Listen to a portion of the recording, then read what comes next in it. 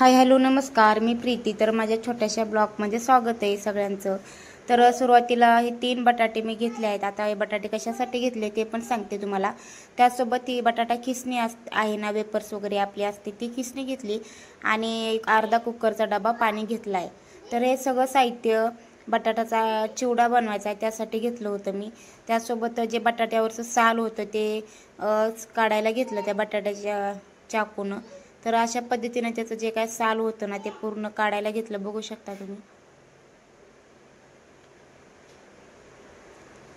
तर अशा पद्धतीने त्याच्यावरचं पूर्ण साल काढलं आणि त्या कुकरच्या डब्यामध्ये हे जे बटाट्याचं साल काढलं होतं ते बटाटे असे ठेवले, म्हणजे काळे पडू नयेत म्हणून लवकर पाण्यामध्ये ठेवायचे. तर बटाटे पाण्यामध्ये ठेवले आणि जे एक बटाटा राहिला होता त्याचं सुद्धा अशा पद्धतीने साल काढून घेतलं मी पूर्ण.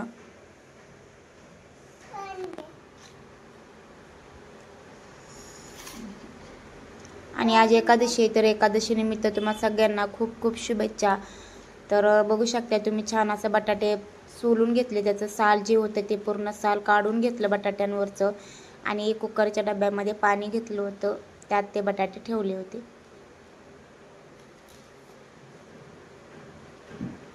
तर बटाटे छान भिजत होते तोपर्यंत खिसणी घेतली, जी वेपर्स वगैरे पाडायची असते ना ती घेतली आणि त्याच्यामध्ये अशा पद्धतीने बटाट्याचा खीस करायला घेतला होता. तर जे सगळ्यात मोठ्या टाईपचं जे होतं ना त्यानं मी खीस करायला घेतला बटाट्याचा. एकदम बारीक किंवा मध्यम ह्यानं घेतला असताना मग ते एकदम चुरा झाला असतं, व्यवस्थित आलं पण नसतं आणि व्यवस्थित दिसलं पण नसतं ते, आणि तेलामध्ये टाकलं की लवकर विरघळून गेलं असतं आणि करपण्याची सुद्धा शक्यता असते एकदम पातळ ह्यानं खिसलं की.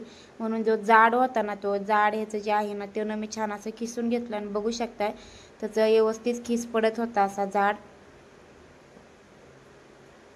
तर अशा पद्धतीने जे बटाटे होते ना पाण्यात टाकलेले ते पूर्ण जाड ह्याच्यानं खिसून घेतले.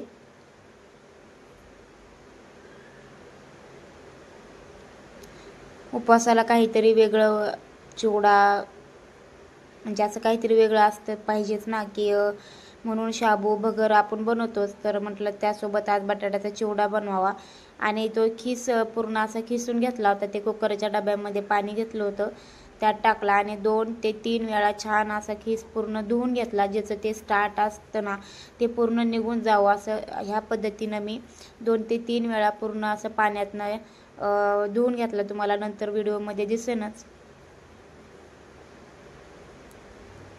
आणि आपला जो बटाट्याचा चिवडा असतो ना एकदम मोकळा फट छान होतो.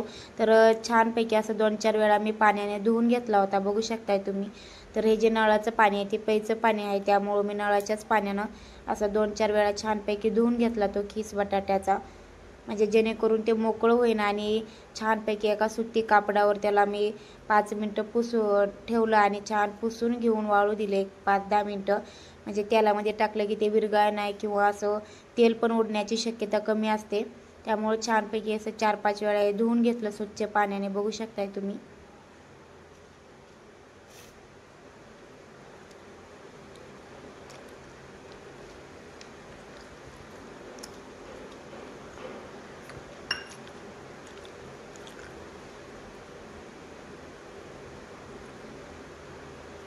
2-4 वेळा धुवून घेतलं जेणेकरून, आणि शेवटी बघू शकता तुम्ही पाणी एकदम स्वच्छ निघालं, म्हणजे जे काही बटाट्याचं होतं घाण पाणी ते 2-4 वेळा धुतल्यामुळं सगळं निघून गेलं आणि शेवटच्या टप्प्यामध्ये छान पाणी आणि बटाटासुद्धा छान असं स्वच्छ दिसत होता त्या पाण्यामध्ये खीस बटाट्याचा. त्यानंतर मग एक सुती कापड घेतलं आणि त्याच्यावरती हे जे बटाट्याचा खीस होता धुतल्याला तो टाकला, जेणेकरून त्याचं पाणी वगैरे पटकन असं जिरावं त्यासाठी. तर असं छानपैकी आदर पुसून घेतलं ते सगळं हलक्या हाताने. जास्त जर आपण मॅश केलं किंवा जास्त जर असं दाबून पुसलं ना मग ते मोडतं किंवा खराब होता तो खीस. त्यापेक्षा असं आदर एकदम हलक्या हाताने पुसून घ्यायचं ते सगळं.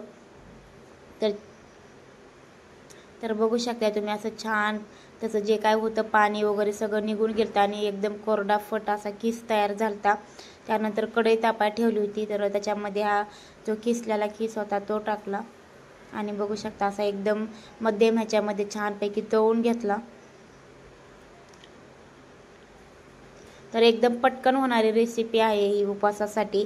जर उपवासाचे काही आपले जे उपवासासाठी आपण वर्षभरासाठी टिकण्यासाठी जे पदार्थ बनवतो ना, वेपर्स, शाबूच्या पापड्या वगैरे, जर एकदम अशा संपल्या असतील ना, तर एकदम असं पटकन होणारा म्हणजे हा पदार्थ आहे बटाट्याचा चिवडा.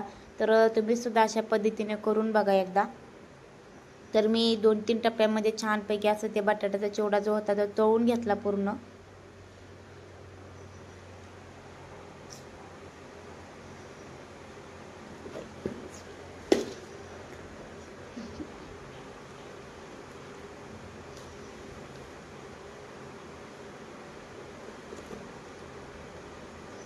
तर अशा पद्धतीने मी जो काही चिवडा होता बटाट्याचा खीस तो पूर्ण तळून घेतला होता तेलामध्ये. तर तुम्ही सुद्धा एकदा करून बघा घरी ट्राय. खूप छान होतो आणि लवकर पण होतो आणि जास्त मेहनत पण लागत नाही ह्याच्यासाठी.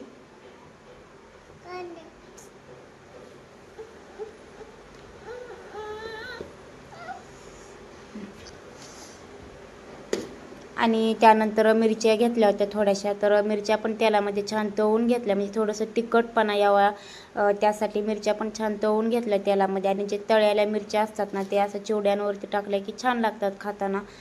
तर त्यानंतर जे शेंगदाणे होते ना, थोडेसे असे शेंगदाणे घेतले होते तळायला. शेंगदाणेसुद्धा तळून घेतले. तेल थोडंसं असं नॉर्मल खराब झालेलं आहे, तर बघू शकताय तुम्ही.